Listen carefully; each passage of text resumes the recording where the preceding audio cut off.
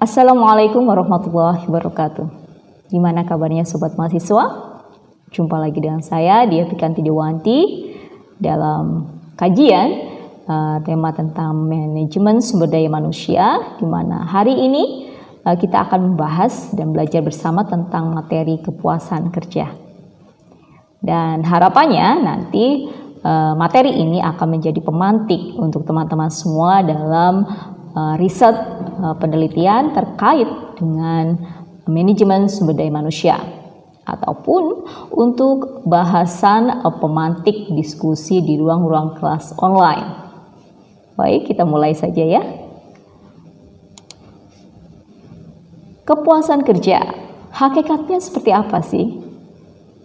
Kepuasan kerja itu sendiri menurut para ahli, di sini saya menyampaikan dari Wald tahun 1995 bahwa kepuasan kerja ini merupakan satu ungkapan emosional yang bersifat positif atau menyenangkan sebagai hasil dari penilaian terhadap suatu pekerjaan atau pengalaman kerja yang dirasakan. Lain pula statement dari Robbins di tahun 1996. Robin mengungkapkan bahwa kepuasan kerja ini merupakan satu sikap umum seseorang karyawan terhadap pekerjaannya. Jadi apa yang dia rasakan? Ini menjadi satu bentuk dari apresiasi terhadap pekerjaannya. Begitupun menurut Porter di tahun 1995 yang mengatakan bahwa kepuasan kerja adalah perbedaan antara seberapa banyak sesuatu yang seharusnya diterima dengan seberapa banyak sesuatu yang sebenarnya dia terima. Nah, ini ada pembandingnya. Nah, dari sini akan dirasakan bagaimana sih seseorang itu menanggapi atau mendapatkan respon dari pekerjaan yang sudah dia lakukan. Sobat muda, kita bisa mengatakan dari poin-poin tadi dengan merumuskan sebuah keyword atau kunci dari kata kepuasan kerja itu sebagai satu tanggapan emosional seseorang terhadap situasi dan kondisi kerja. Tanggapan seperti apa? Tanggapan emosional ini bisa berupa perasaan puas ataupun sebaliknya, perasaan tidak puas. Nah, bila secara emosional ia merasakan puas, berarti kepuasan kerja ini tercapai. Dan sebaliknya, jika kita merasakan tidak puas, artinya kepuasan kerja ini tidak tercapai. Nah, ini dirasakan sebagai pembanding antara apa yang dia harapkan akan apa yang dia peroleh dari hasil kerjanya dengan apa yang sebenarnya dia peroleh dari hasil kerjanya. Tentu sobat muda dapat merasakan itu dan pernah mengalaminya, bukan? Baik, ada beberapa hal atau faktor yang mendorong atau mempengaruhi dari kepuasan kerja itu sendiri. Apa saja? Mari kita bahas bersama. Yang pertama, faktor tentang fisiologis. Fisiologis di sini bisa berupa jenis pekerjaannya, kemudian terkait jam kerjanya, keadaan atau situasi kerjanya. Ini semua melingkupi dan akan berdampak pada kepuasan kerja. Begitupun dengan faktor psikologis. Kalau tadi fisiologis, sekarang psikologisnya. Terkait dengan apa? Terkait dengan keterampilan, dengan minat bakat, dengan sikap. Apabila seseorang memiliki keterampilan, memiliki minat bakat yang sesuai ataupun sikap yang sesuai dengan apa yang dia harapkan dengan hasil pekerjaannya, maka kepuasan kerja itu akan tercapai. Dan faktor yang ketiga, ini lebih penting lagi. Bagaimana adanya interaksi ya antar seumpama di tempat kerja itu ada pimpinan dan ada yang dipimpin, atau terkait interaksi sosial di sekitarnya. Nah, inilah akan mempengaruhi kepuasan kerja itu apakah tercapai atau tidak. Dan poin yang terakhir atau faktor yang terakhir di sini adalah bagaimana kaitannya dengan finansial. Finansial di sini bisa diumpamakan sebagai atribut. Hal apa saja? Seperti fasilitas pekerjaan yang didapat seseorang, ini pun akan berpengaruh pada dampak puas tidaknya dia terhadap pekerjaannya, ataupun terkait dengan insentif hal-hal yang dia peroleh dari hasil kerjanya. Baik rekan sobat muda, selanjutnya ada beberapa contoh ya kaitannya dengan pengaruh kepuasan kerja.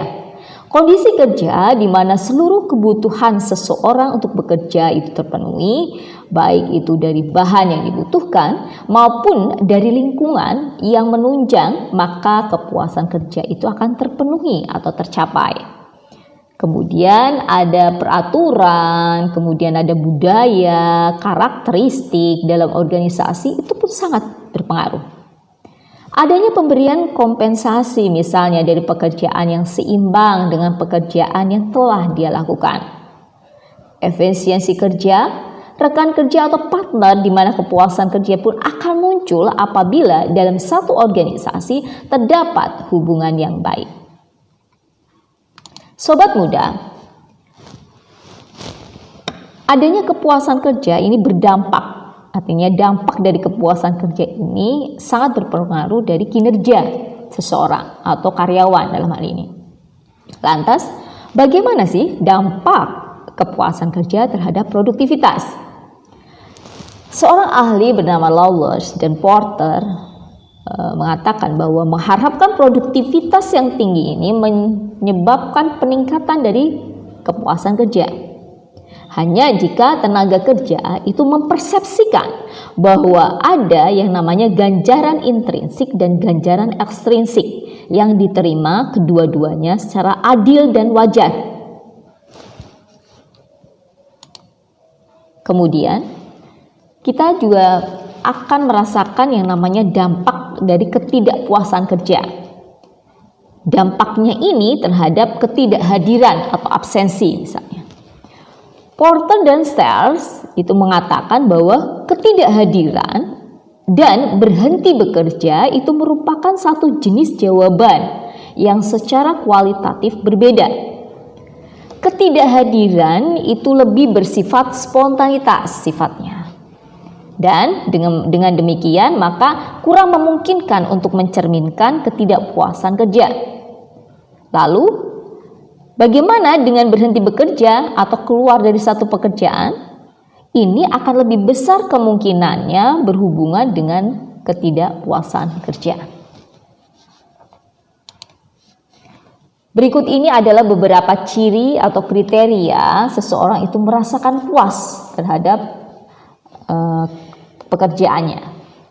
Di antaranya adalah sikap atau perbuatan tindakan yang selalu mencoba untuk tepat waktu, tertib, disiplin akan semakin meningkat.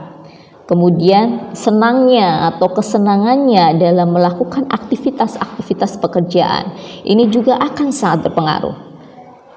Begitu pula dia tidak akan menceritakan atau merasakan keluhan-keluhan terhadap tugas atau pekerjaannya itu dan membawanya itu bukan menjadi suatu beban, karena dia akan menikmati ya, dengan semangatnya dalam bekerja, kemudian dia merasakan nyaman, betah di tempat kerjanya, ya, dia mampu menyelesaikan tugas-tugasnya, dan yang jelas hubungan harmonis dengan komunitas atau lingkungan di sekitarnya yang menjadikan dia akan merasakan lebih nyaman dalam melakukan aktivitas pekerjaannya. Nah, adapun beberapa hal poin di sini menurut Stephen Robbins di tahun 2003 mengatakan bahwa ada loh ungkapan untuk mengatakan ketidakpuasan. Wow, apa itu ya? Beberapa hal di antaranya yang pertama adalah exit. Ya, pastinya apabila perilaku yang mengarah untuk meninggalkan tempat pekerjaan, misalnya mencari sesuatu yang baru gitu ya. Ini juga akan menjadi satu indikasi bahwa terdapat ketidakpuasan. Yang kedua, suara atau voice. yakni dengan aktif dan konstruktif untuk mencoba memperbaiki kondisi. Misalnya dengan melakukan saran, perbaikan-perbaikan, kemudian membahas tentang persoalan-persoalan yang bisa untuk menyikapi satu permasalahan atau fenomena yang ada di lingkungan kerjanya.